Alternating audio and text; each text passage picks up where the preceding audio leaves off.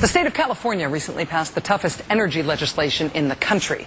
It's a law to reduce emissions and promote alternative energy. 3 Tuesdays from now, on Election Day, California voters will get to decide whether or not to scrap that law, to essentially get rid of it. At the California Secretary of State's website, you will find that 91% of the money that's been raised to kill the state's energy law comes from oil companies, many of which are out-of-state oil companies. In other words, people who make a lot of money when their emissions are not restricted are funding the effort to kill California's law to restrict their emissions and also to come up with alternative energy that competes with them.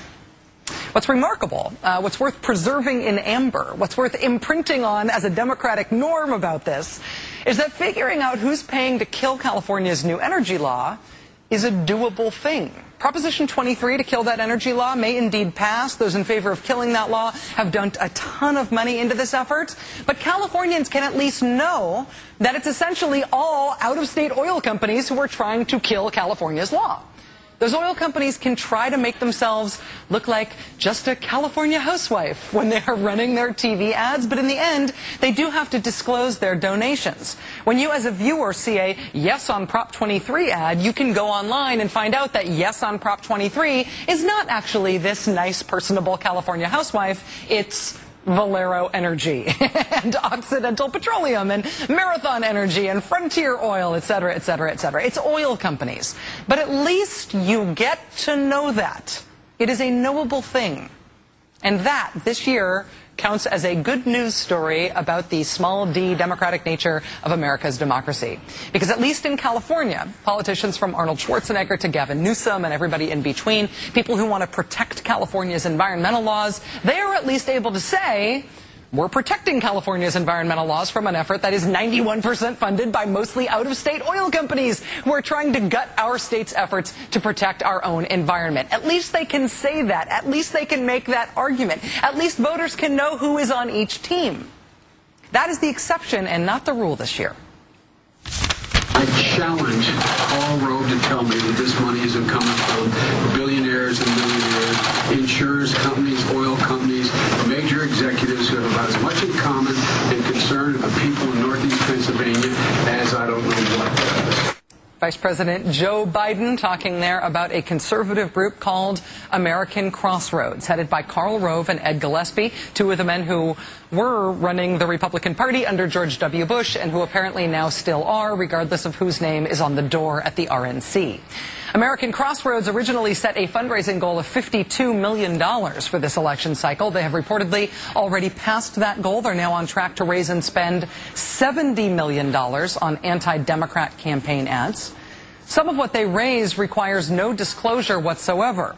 What has been disclosed, however, is hilarious. As of the last period for which we have disclosure reports, in the part of their funds that they disclose, more than 90% of their money came from 3 people. 3, count them, 3 individual billionaires.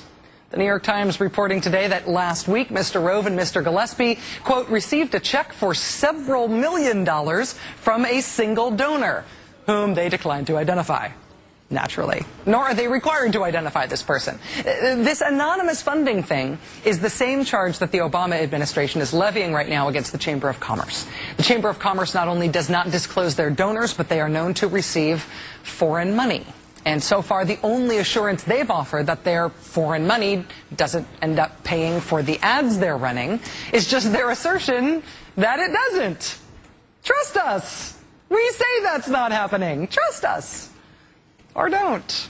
Last night, Vice President Joe Biden made clear that he's on the or don't side. He said, quote, I challenge the Chamber of Commerce to tell us how much of the money they're investing is from foreign sources. Responding to that challenge, the Chamber answered, saying, quote, 0, as in not a single cent. Trust us. That got a double-barreled response from the White House. First from Vice President Biden, who shot back, I'm not taking their word for it. Show me. And then from White House Press Secretary Robert Gibbs. If there are organizations raising tens of millions of dollars who won't tell us who their donors are, my guess is they're not telling us for a reason, because they have something to hide. The end result of this sustained White House campaign against the Chamber of Commerce, against this anonymous funding stuff, came in a letter from the chamber obtained by the New York Times today. Quote, "The chamber will not be silenced. In fact, for the next 3 weeks leading up to Election Day, you will see us ramp up our efforts. We say we're not using foreign money to influence the elections, and if you keep saying we are, in other words, we'll influence the elections even more with money from who knows where. Tremble before us, American dogs." No word on whether the new round of ads from the Chamber of Commerce will be in Mandarin. This is one of those moments where you can watch the Beltway Common Wisdom calcify before your very eyes. As the president makes an issue out of this, as the vice president makes an issue out of this, as the White House spokesman makes an issue out of this, as the Democratic Party runs ads making an issue of this, as, in my case, random senior citizens in Delaware raise this issue with me when I'm at a campaign event that doesn't address this issue at all, as Democrats really start to make an issue out of this, about this thing that is new in American elections. You can see the Beltway Common Wisdom about it forming. You can see it right now, today.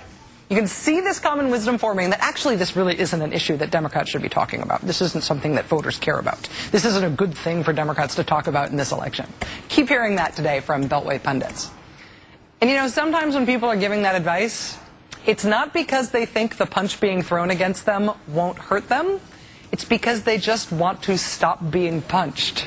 Last night in Wisconsin, in a very hard-fought Senate race, Democratic Senator Russ Feingold ignored this rapidly calcifying, stupid, disarm the Democrats' common wisdom and went ahead and hit his Republican opponent, Ron Johnson, on this issue over and over again. Ron Johnson initially defended what he called the free speech rights of these anonymous donors running ads in support of him, before he finally was forced to admit that, yeah, maybe people voting in Wisconsin this year have a right to know who's trying to lacquer the election there with their money. You say you don't want them? Will you call on them to stop? I have no control over that. Will you ask them to stop? That's part of the problem. You have no control over that. Will you ask them to stop? That's their right to free speech. You want to be able to select who can have free speech and who doesn't want to have free speech. I want everybody to have free speech, but I want them to be able to, as you just said, they ought to disclose. You haven't even called on these people to disclose. You just said you're for disclosure. You won't even call on them to disclose. I'd be happy to have them disclose. Well, then why don't you ask them to do it? Disclose. Okay. I want disclosure. Good. Let's see. But don't forget, word on the street in Washington, Democrats don't bother with this issue. Nothing to see here. People don't care. Never mind those cheering people in the audience, happy about the Republican caving on this issue and having no way to defend his earlier position. Pay no attention. Joining us now is Democratic pollster Celinda Lake. Ms. Lake, thank you very much for joining us tonight. Nice to have you on the show. Thanks for having me. Well, as a Democratic pollster, do you think that, contrary to rapidly calcifying Beltway wisdom, this is a good issue for Democrats on the campaign trail?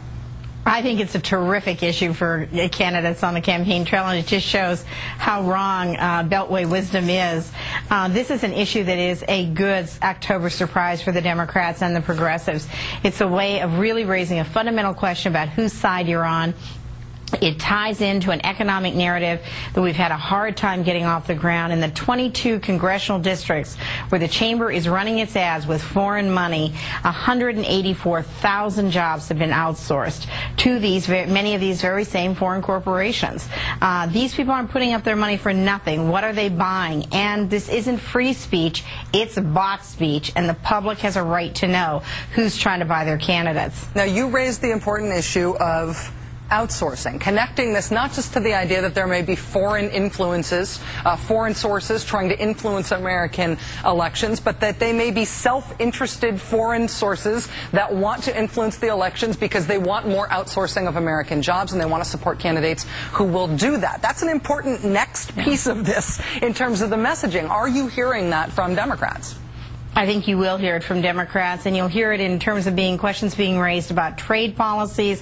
I mean, you don't get something for nothing. When people put up campaign contributions, they want something in return. When foreign corporations are trying to influence American elections, you can bet they want something in return. This should be illegal. It should be disclosed, and it should be illegal.